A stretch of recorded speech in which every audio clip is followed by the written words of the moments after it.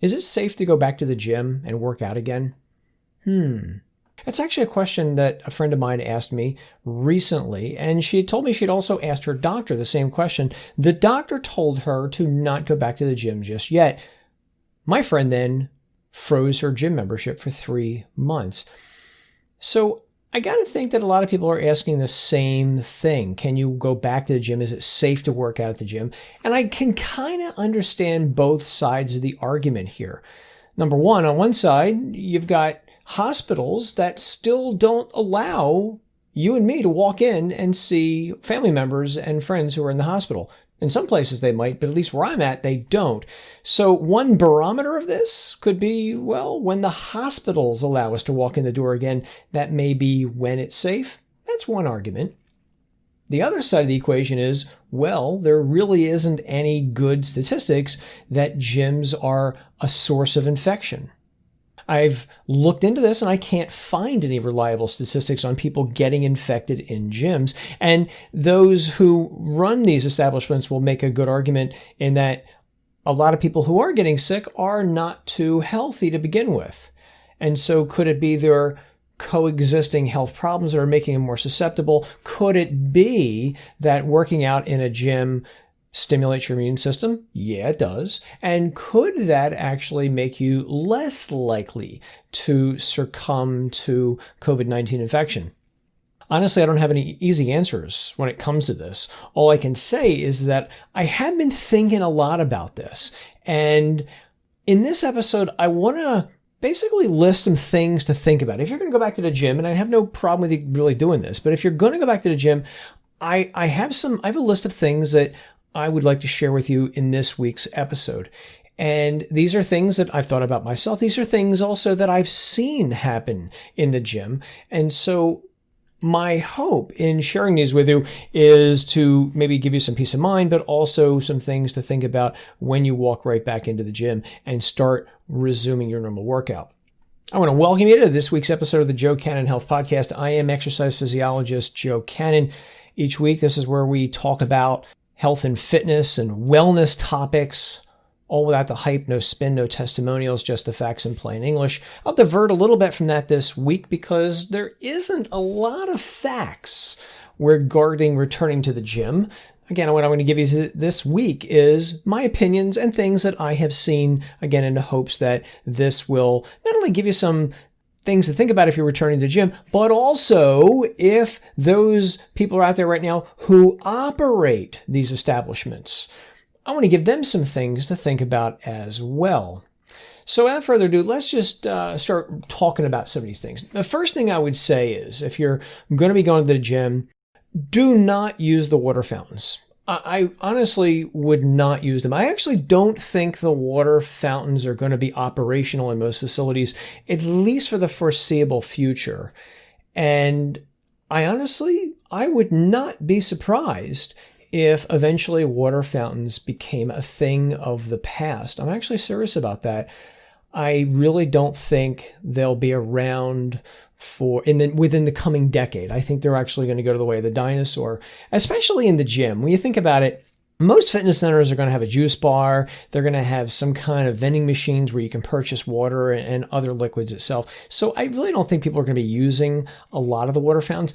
And to be honest with you, I have been in some gyms in my life where they've actually been pretty unsanitary. Yeah, I'll just say it. I've seen people spit in the water fountains. I've even seen signs over water fountains that said, "Do not spit in the water fountains." You'd think that that would be a no-brainer, but some people just don't get the message. Regardless of that, I wouldn't use water fountains in this post-COVID world. I think there's better ways to stay hydrated. You could bring your own, and that's actually what I do see these days. I see most people bringing their own water to the gym, whether it's a regular, water bottle or it's a big, gallon jug of water. Either way, I don't see a lot of people these days using the water fountain. And so that's one thing I would say is probably avoid them. I'm tempted to say, and I'll just say it, avoid the water fountains like the plague.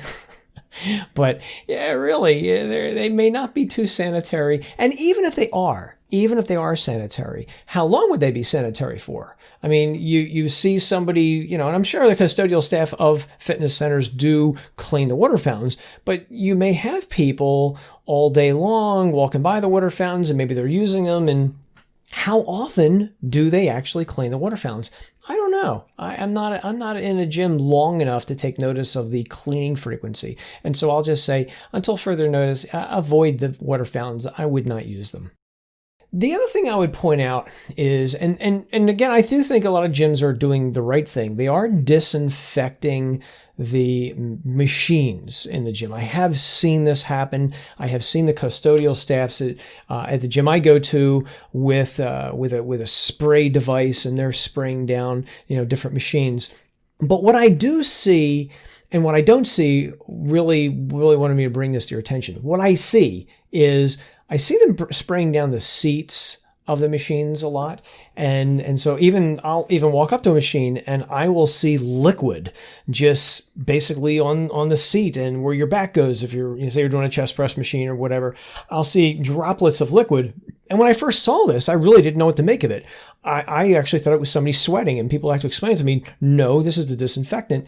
And they spray it on, they leave it on, because the longer the liquid is in contact with the machine, the better able it can kill germs. Makes sense. Okay. What I have not yet witnessed, however, is I haven't seen any of the custodial staff wiping down the handles of the equipment. I haven't seen anybody, except maybe the members, doing this, but I haven't seen any of the custodial staff wiping down the lat pull-down bars, the barbells, the dumbbells, the chest press machine handles, the seated row machine handles, and stuff like that. Or even the handles that maybe you hold on to if maybe you're doing a leg press. Some of these leg press machines actually have handles that you hold on to as you're sitting in the machine. I haven't seen anybody wiping those down. So that's the one thing I would point out to you is, if you're going back to the gym, wipe down the handles of these machines and barbells and dumbbells too before you use them. And also, as a courtesy to others, wipe them down again after you are finished with that piece of equipment. And once again, if there are gym owners who are listening to me right now and this is happening at your facility, absolutely drop me an email and let me know. I do know that there are places out there that are doing everything the right way, and they actually, some facilities actually have, I don't know what you call them, like fog machines that actually spray a disinfecting fog, which is pretty darn impressive. So if you're that person, I'm not even referring to you. But again, just something that I have observed, wipe down the handles and the different equipment that you're going to be placing your hands on, because you don't know where other people's hands have been. Something else that I have noticed is that in the past, if you see somebody on the bench press or whatever, they're doing a dumbbell bench press or a lat pull down, whatever, and they're doing multiple set workouts, and someone walks up and they'll say, hey, can I work in with you? And working in, at least here in America, is gym lingo for, hey, can I work out at the same time you're working out? I honestly don't think that's going to fly too well anymore in this post-COVID world. And so what I would suggest is, if you see somebody doing the lat pull down or something along those lines, and you want to do the lat pull down machine as well, why not you just wait for them to finish their sets, wipe down the equipment, and leave before you do your own thing as well. I think that's a better way of doing things, because again, we're living in this world where you can't go a day without hearing social distancing.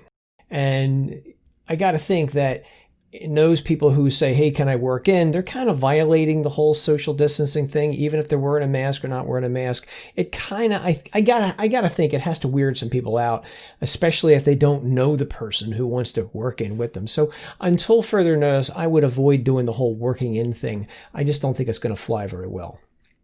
For those who are kind of scared to return to the gym, one easy thing that I would suggest you want to do if you are inclined to return to the gym is, why not just go during off-peak hours? That's when there's not a lot of people going there.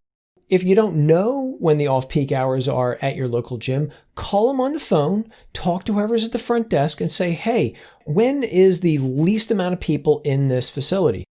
Generally, I can tell you Friday night, Saturday night, Sunday night, especially if there's like football or a sporting event going on, there's not going to be a lot of people in the gym. So utilizing it during off-peak hours is going to work to your advantage because there's not going to be a lot of people there. You're not going to have a lot of problems social distancing. And as an added bonus, you're probably going to have the whole gym to yourself, at least most of it. So that's one thing I would say. Again, there may actually be multiple times during the day when there's not a lot of people working out. For instance, generally also anywhere from 12 noon to 3 o'clock in the afternoon, if you can, that might be another way to work out almost by yourself because a lot of people are working during those hours. And so you're probably not going to have a lot of problems. So utilizing the off-peak hours is something I think could actually make you feel better if you are inclined to go to the gym. So along these same lines, I have to tell you, I have, I'll just say it. I've been predicting for several months now that when the gyms reopened, that there would be an uptick in people getting rhabdomyolysis, which again, if you've not heard me before, rhabdomyolysis is muscle fiber destruction. It's caused by many things, including too much exercise. I am unfortunately starting to get reports from people who got rhabdo, ended up in a hospital, and that's exactly what happened to them. They returned to the gym and they wanted to work out for 2 hours or 2.5 hours, or they started working out again with doing 4 sets of this and 4 sets of that. Mind you, they hadn't done anything in 4 months, 5 months, 6 months. One person actually told me it was 4 years since they worked out. Went back to the gym. All of a sudden, they want to start doing 5 sets of bicep curls. No, that's just way, way too much. So what I would say is let's minimize your risk of getting rhabdo by not spending 2 hours in the gym. Heck, most people don't need to spend much more than an hour in the gym. About 99% of people listening to me right now don't need to spend more than 1 hour in the gym.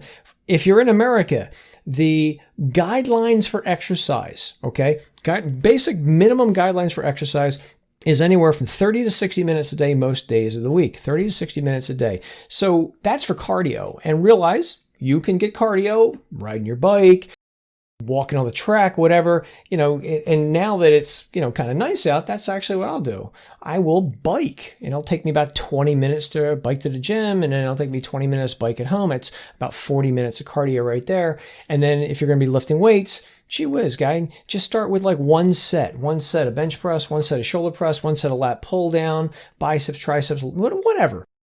If you do it like that, you're minimizing your time in the gym, which is what's really important. The less time you're in the gym, the less time you have for maybe getting exposed to something you don't want to be exposed to. But also, if you start with 1 set of everything, 1 set of leg press, 1 set of lat pull down, 1 set of shoulders, whatever, you're going to get much less muscle soreness, okay? And I know some people like the muscle soreness, but sometimes that muscle soreness can be crippling, okay, depending on how many sets you did. So you get much less muscle soreness, but even more than that, you are minimizing your risk of getting rhabdo, which, again, I sometimes wonder if maybe I'm biased when I talk about this, because I do hear from so many people all around the world who tell me, I got rhabdo. What do I do? Should I go to the hospital? What do I do? This is a huge, huge stress for people. And I've talked about rhabdomyolysis a whole lot in previous episodes of this podcast. So I would refer you back to my archives for more episodes on that. And I'll be talking about more in the future as well. But if you want to avoid getting rhabdo, don't start with 4 sets of leg press and 4 sets of pull-ups or negative pull-ups. Most people should not be doing negative pull-ups, especially if they haven't done anything for months and months and months. It's way, way too stressful.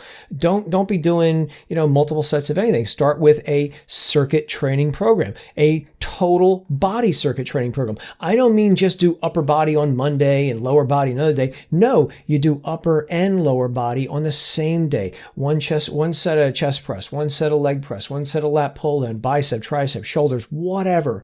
You keep moving. This is going to basically diffuse the exercise stimulus, dampen it down, as I like to say, so it causes not only less muscle soreness, but also less rhabdomyolysis. And as an added bonus, you're not in the gym for a long time, which means you're less exposed potentially to any germs that may be lingering around in the gym. So that's another thing I would say. Don't spend 2 hours working out. I think it's a mistake. Most people don't need to do that anyway. I have met bodybuilders, literally real bodybuilders, who do not work out 2 hours a day. So that means if they're not doing 2 hours a day, most of us don't need to be doing 2 hours a day either. So if you feel sick, I'll just say it, don't go to the gym. If you feel like you've got some kind of flu-like symptoms, aches, pains, whatever, no matter what the cause is, don't go to the gym. You're going to freak everybody out to begin with. I know this is true from personal experience. True story. I was at the gym a few weeks ago and I sneezed, okay? I'm wearing a mask. I still, sneeze into my elbow like they say you're supposed to do. I got a dirty look from somebody. Now, I wasn't sick. Maybe it was dust. Maybe it was a reaction to something. I don't know. It was just one of those things. But I got a dirty look. Somebody looked at me like, what are you doing here? You're sneezing. That's how on edge people can be these days. And so why not just, if you're not feeling good, don't worry about it. Don't go to the gym that day. Take a day or two off. Trust me, you will not atrophy in a day or two. Matter of fact, I got news for you. You're not going to atrophy most people won't atrophy after 2 to 3 weeks. It takes about 3 weeks for most people's strength to start decreasing. I wanted to bring that up because we hear about this a lot. Oh, I'm getting small and I'm getting weak. For most people, it doesn't happen overnight. Unless you're an Olympian or something like that, or a real pro athlete, okay, it'll happen a little quicker for those individuals. But the vast majority of us, 2 to 3 weeks. That's 2 to 3 weeks of doing nothing, by the way. That's when you might start noticing differences when you did return. But if you take a couple days off because you're not feeling so well, maybe even a week, what the heck? You're not going to lose your fitness. And I think that's an important message for the gym rats to hear. Gym rats, as I affectionately call many people, they like to work out, and there's nothing wrong with that. It's great. But when you tell them you can't work out, like a lot of us haven't been able to for the last few months, well, people get antsy. And so now the gyms are opening up. They want to go back, and, God forbid, somebody starts having some flu-like symptoms right after, the zombie apocalypse starts going away. And they're like, no, I'm going to work out come hell or high water. Just stay home. Everybody else appreciates it when you stay home. And again, if you were showing symptoms anyway, they may actually ask you to leave depending on how bad you looked. I would not be surprised if some establishments told you to go home. So let's save yourself the embarrassment. You're not feeling good. Don't go to the gym. Oh, and while we're on the topic, if you're going to be returning to the gym, at least for the foreseeable future, you're going to have to wear a mask. And I have seen signs in the gyms that says you can't come in here unless you wear a mask. I got no problem with that. And again, the mask, obviously, as I'm sure you most likely know, has got to cover your mouth and your nose. But I have heard and have seen this on TV news where some people, they refuse to wear a mask. And okay, I'm not going to get into any of the politics of this. And yeah, I know we're getting conflicting messages from even doctors about the masks, but this is just something we got to do for now. I do think eventually the masks are going to go away. Can't say when. That's just my opinion, but this is just something we got to do for now. And I know what you're thinking. I've heard that the masks offer minimal protection at best, and that's why I don't want to wear a mask. Well, A, it's the gym's policy, and if it is, you got to wear the mask. And B, okay, maybe the mask offers minimal protection. That's still better than no protection. And as I said to somebody recently when this topic came up, let's suppose you're having surgery, okay? Would you want the doctor doing surgery on you without wearing a mask? No, you wouldn't. And so I look at the mask the same way. I honestly think the mask is really there to help protect other people, and that's, I think, the reason to use it.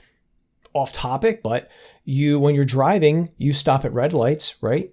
You stop at stop signs, right? And that's not to protect you so much. It's also to protect other people. And so look at the mask the same way. Again, I don't want to get political on this. We'll eventually find out when the dust settles what all this mask stuff really added up to. But at the end of the day, if the gym's not going to let you in unless you wear a mask, wear the mask. Along the same lines of wiping down the equipment and including the handles, you might actually want to consider bringing your own, say, weightlifting gloves or maybe even disposable gloves. I literally watched recently a gym worker who was working out on her own time. She was wearing blue disposable gloves as she was working out. She was actually the only person in the gym I saw wearing gloves of any kind. So maybe we all take a page out of her book and we go and find some blue disposable gloves and we use them when we are lifting weights at the gym. Something to think about. Now, a lot of you probably have weightlifting gloves and you could do that, definitely use them, but then you'd also have to wash them on a regular basis. And depending on the material of the gloves, it may not work out so well for the gloves' longevity. There are disposable gloves you can buy online and maybe even at the local stores in your neighborhood as well. Again, just something to think about. When you're done working out, basically you throw the gloves in the trash, not on the ground, obviously. And then, you go about your merry way. And while we're on the topic, in this new normal post-COVID world, I'm seeing masks on the street. I have seen gloves on the street. Yeah, don't do that. I know none of you guys would do that. There are people out there who, when they're done with their mask, they throw them on the ground. Are you kidding me? A, it's littering. B, you don't know what's on those masks, so it could be a biohazard. That's another thing to think about. Throw the gloves, throw the mask in the trash, and let's not litter on the ground. And I know nobody else would do that. This is one of my own pet peeves when I see people littering. Before the world ended, I never saw masks and gloves on the ground, and now I'm starting to see it. So, again, you get where I'm coming from. You're done with the mask, throw them in the trash. Done with the gloves, throw them in the trash. So I have observed something that kind of surprised me, and I was taken aback when I first observed it. So I'm just going to tell you what happened. The gym I go to has 2 floors, upper floor, bottom floor, and there are steps. So I noticed as I was walking down steps, there were a bunch of little lines of liquid, droplets of liquid in a straight line on pretty much all of the steps. And I'm looking at it and I didn't know what to make of it at first. And I basically brought it to the attention of the general manager. And I said, what's going on here? It turns out somebody was disinfecting the steps, taking some kind of a spray and basically spraying down the steps of this facility. And I very nicely said, but that's a liability. Think about that. There is a liquid on the stairs and there was no sign posted that said, hey, watch your step, it's slippery. Wow. I don't know where this idea came from. I don't know if this was a corporate thing or whether it was just something that the custodial staff took upon themselves. Just something that I noticed on more than one occasion. I was taken aback by it. And the management told me that, well, you have to put the liquid on the step because, the longer it stays there, again, the more bactericidal it would be, the greater number of germs it would kill. But I thought to myself, I'm not walking up and down the steps on my hands. I'm using my shoes. I just didn't get it. But regardless of that, I have worked in fitness centers. So I look at the world a little differently when I go into a gym. I'm usually looking for liability and hazards and stuff like that. For instance, little inside scoop on me, I always look at fire extinguishers. I want to make sure the fire extinguishers are properly charged. And that's just something I got from many years ago. I put myself through college as a security guard. And at some point, I got in the habit on my rounds of just checking all of the fire extinguishers. And so I do that in gyms too when I see it. And I look for other things that could lead to some kind of a bad thing happening.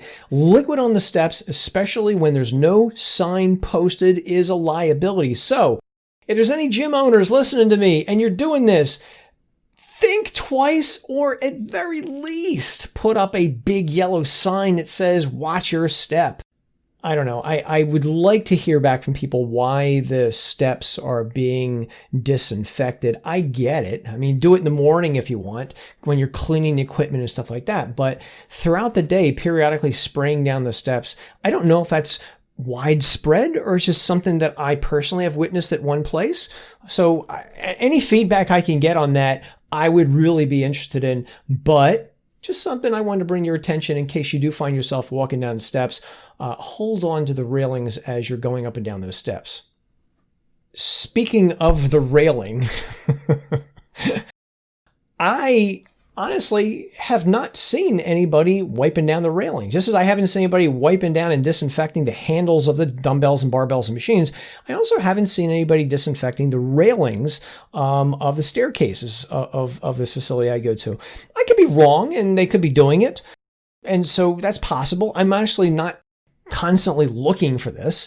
It's just something that I would think would be a no-brainer. But just in case it's not, to be honest with you, I actually get a towel and I soak it up with some disinfectant. And as I go down the steps, I put that towel on there and I kind of wipe down the railing as I'm going down the steps, just in case. Because, it's just, you just never know. But I'm probably wrong on this, but, just be on the safe side again as you're going down the steps. Maybe you're still using your disposable gloves and you avoid all this problem.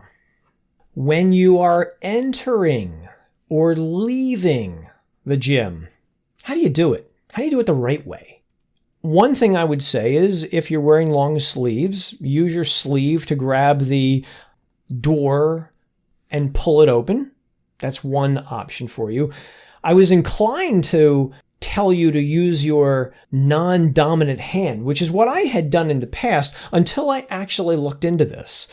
And there is a clinical study out there that appears to show that we are more likely to touch our face with our non-dominant hand than with our dominant hand. So much for my bright thinking. I thought to myself, I'm right-handed. So if I'm using my left hand, then it'll be safer for me to do that.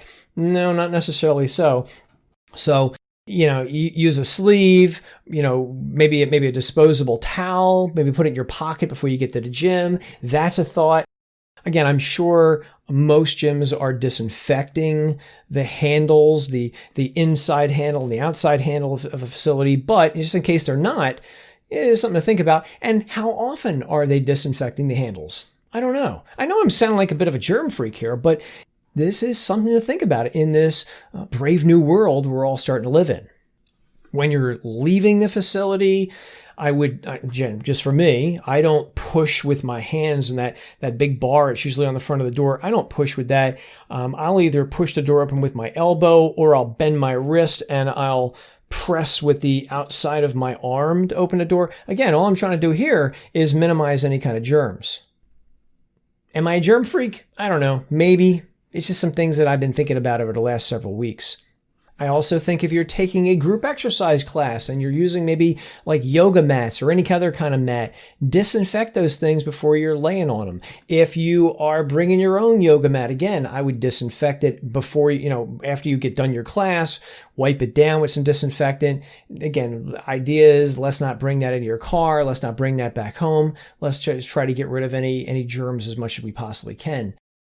Speaking of disinfectant, I got thinking about this originally a long time ago after I witnessed some gym staff watering down the soap in the men's locker room. They were literally cutting the soap. And I've been in other gyms over the years, and I know it's happening because once I saw it happening, and you use the soap dispenser, you can tell how liquidy it is as it gets dispensed, that whether it's got a lot of water in it or not. And so since I have witnessed the soap being watered down, I wondered, is it possible that some places are watering down the disinfectant spray that maybe you're using to disinfect the equipment and maybe your hands and stuff like that? I have no proof of this. I've never seen anybody watering down disinfectant. Again, it's just something that maybe I'm getting too paranoid these days. So I don't know the answer to this. So the only option I would say for you, if I just freaked you out by telling you this, is maybe just bring your own hand sanitizer. That way you know that it's not cut but with water, it's not diluted at all. You can, you've seen these little things you can stick in your pocket. They only have about an ounce of disinfectant with them. You could bring your own. There's others that, you can put in a purse. They have a little spray bottle. So they're not too expensive either. Regardless, remember, if you're going to be using the hand sanitizer, you want it to have at least 60% ethanol. At least 60% ethanol. That is what the CDC, Center for Disease Control and Prevention, recommends for hand sanitizers. They will always tell you the percent ethanol on the back label. The hand sanitizer I'm looking at right now actually is 80% ethanol, which again, may do a little bit more, better than 60, but bottom line, it has to be at least 60% ethanol. And one more thing about these disinfecting hand sanitizers. You may have noticed on the news there have been some recalls of hand sanitizers, and the reason they're being recalled is that they do not contain ethanol. They contain methanol. Methanol is not ethanol. Ethanol is like alcohol, okay? And the alcohol you drink, and that's what's going to be in these hand sanitizers. Methanol is completely different. It's not going to have the same sanitizing effect, but even worse than that, methanol can be absorbed through the skin and cause some very, very bad things happening. Organ failure, you can go blind, etc. So when using hand sanitizers, please, please, please don't buy the cheapest thing on the internet. I'm just going to say the only way to know for sure is to deal with a company that you have heard of and that you have faith in. I wouldn't buy from a company that I'd never heard of before, and that would be that. I'm only choosing things that I am confident contain ethanol and at least 60% ethanol. And if you had not heard about the hand sanitizer recall, just go on your search engine of choice, just type in FDA or CDC hand sanitizer recall, and you will actually see lists of some of the brands that actually have been recalled by the FDA on this. So yeah, you could check to see if you have any of those in your home right now. And then the last thing that I would bring up in this week's episode, pretty much everything I was talking about so far, is to protect you from maybe, getting infected. Again, the rate of infection in the gym is not known. It's probably low, my guess is, but, at least give you some, things to think about and maybe help you sleep better at night. But the last thing that I wanted to bring to your attention is be nice to the people working in the gym, especially the front desk staff. I got to think that, over the last several months when the gyms have been closed, they didn't have an income. And not only that, but perhaps some of them are actually a little skittish returning to the gym because, again, you can't turn on social media without seeing all kinds of crazy stuff talking about COVID, and you turn on the news and you hear about this and that and the other thing. And some people may know people who have, succumbed to the virus, stuff like that. So people may actually be a little afraid to return themselves. And so I would say if you do go back to the gym, thank them for coming back to the gym, because if they're not working, the gym's not going to be open. So thank them for, doing this. Show them you appreciate them. Gee whiz, maybe even bring them, I was going to say maybe a Starbucks gift card or something like that, for those who maybe go above and beyond the people you've seen on a regular basis. But maybe show them how much you appreciate them and tell them how they appreciate them. Say good morning to them. When I leave, for instance, I always tell people to have a nice day. The little things count, bottom line.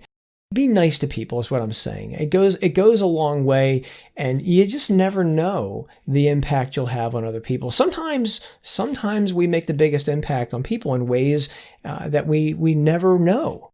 And so that's what I want to close this week with is, just be nice to people. We're living in a crazy time. A lot of people are, living on, the edge, and they're, maybe they're afraid, they're scared, they're angry. And so I think that, you go through life with a smile on your face, even if they can't see it because you're wearing a mask. It does show. It'll show through your actions toward your fellow human beings. And at the end of the day, that's what's really important. We're going to get through this, and hopefully some of the things I share with you today is going to help you get through this, especially if you're going to be working out. At the end of the day, we've seen tougher times than this, and we will get through it together. Of that, I am sure. Hey, if you want to see the original article I wrote on this, I will put a link to it in the description, or you just do a search for it if you want. I just titled it Gym Etiquette and Safety in a Post-COVID World, so it should be pretty easy to find. But again, I'll link to it. If you need to get a hold of me, again, joke-cannon.com or supplementclarity.com. Again, if you own gyms, I would love to hear what you are doing. Hey, maybe if you own a gym, maybe you want to come on the podcast, let me interview you so we can talk about what you're doing to make your gym safe for members. I think that's something that I'd be very interested in doing, because I don't think a lot of people are aware of what some establishments are doing to ensure that their places of business are safe. So yeah, definitely reach out to me if that's something that you'd like to pursue. So that's all I got for you this week, kind of a short episode. So I'm going to leave you with the quote of the week, which comes from Robert Schuller, who said, "Tough times don't last, but tough people do." Until next week. I'm Joe Cannon. Go out, be safe, and where you can, try to make a difference.